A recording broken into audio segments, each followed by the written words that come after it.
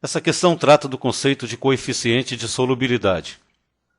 Coeficiente de solubilidade é a maior quantidade de soluto que poderá ser dissolvida numa determinada quantidade de solvente, geralmente 100 gramas ou 100 mililitros de água, numa determinada temperatura. Normalmente, o aumento da temperatura aumenta a solubilidade. Para investigar a influência da temperatura na solubilidade do nitrato de potássio, KNO3, em água, foi realizado um experimento e os dados coletados foram organizados na forma da tabela. Para facilitar a leitura das informações da tabela, fez-se o esboço do gráfico seguinte. Ainda há pouco falei que normalmente o aumento da temperatura aumenta a solubilidade. Tanto a tabela quanto o gráfico mostram isso. Você aumenta a temperatura, aumenta a solubilidade do nitrato de potássio em 100 gramas de água. E a curva de solubilidade demonstra exatamente isso. Aumento da temperatura com aumento da solubilidade. De modo que a resolução da questão, nós precisaremos, a todo instante, analisar a tabela. Compare os dados da tabela e o esboço de gráfico desenhado acima para indicar a alternativa que descreve corretamente a influência da temperatura na solubilidade do nitrato de potássio em água. Opção A. A 10 graus Celsius é possível dissolver totalmente, no máximo, 17 gramas de nitrato de potássio em 100 gramas de água.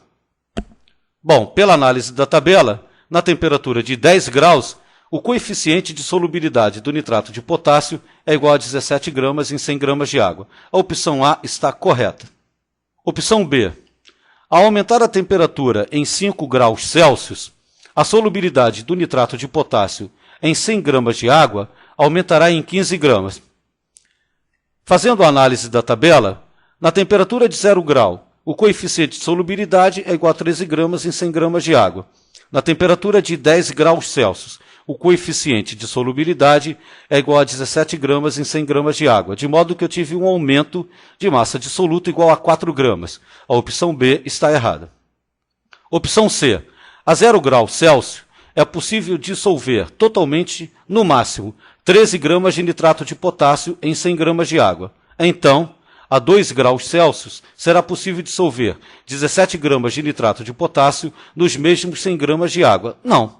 Pela análise da tabela, para que eu dissolva 17 gramas de nitrato de potássio em 100 gramas de água, eu precisarei da temperatura de 10 graus Celsius. A opção C está errada. Opção D. A cada 20 graus Celsius aumentados na temperatura, a solubilidade do nitrato de potássio em 100 gramas de água será 3 vezes maior. Pela análise da tabela, podemos concluir de que será aproximadamente o dobro e não o triplo. Então a opção D está errada. Opção correta é a opção A, encerrada a questão.